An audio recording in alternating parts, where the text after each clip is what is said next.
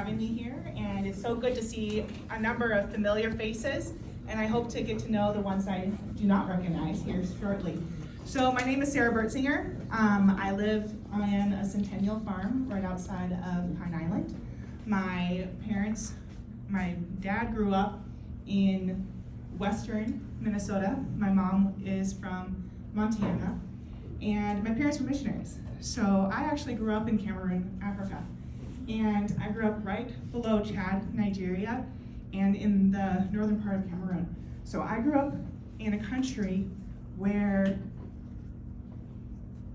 I was able to experience the wonder and awe of the values and the life that we have here in America. And when I came back, I realized that that American spirit needed to be revived. And so I started getting involved in church. When I was 16, I realized we didn't have a kids program. So I got the rest of the youth group involved, and we started an after-school kids program, and that continued until I graduated. When I graduated, I came here to nursing school and was so excited to come back to Minnesota, the land of my grandparents, the land of a lot of my cousins, and I had heard so many stories about the opportunities here and the way that the DMV actually worked better than California, and so on and so forth. And when I got here, I again realized we have a lot of work ahead. So again, I got involved in church ministry.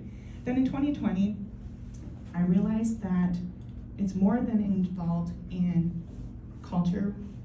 There's multiple levels of culture. Ministry and community is one of them, and politics is another. It's one that is vitally needing good Christians with conservative values and who love and adore the Constitution, because I know what it's like to live without it. And so I'm here to offer my candidacy. I've been a volunteer since 2020. I've worked on multiple local campaigns.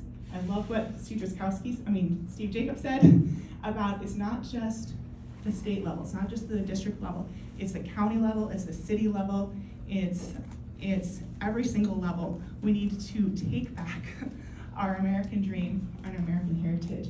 And we can do that. When I go through the doors, I've door knocked 3,000 to 5,000 doors every cycle since 2020, and I love connecting with individuals there. And what I hear is a lot of people looking for hope and looking for and waiting to connect with someone. And so what I do is a lot of listening at the doors, providing encouragement, and saying, look, we are at a crossroads, but we don't need to despair yet, because we are the solution.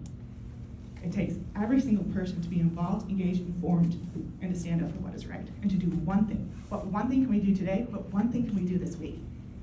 I so appreciate the values that a lot of our founders rested on, where it takes an engaged and informed citizenry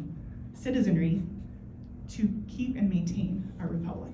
So I have more information on the back, and I guess any questions if we have time.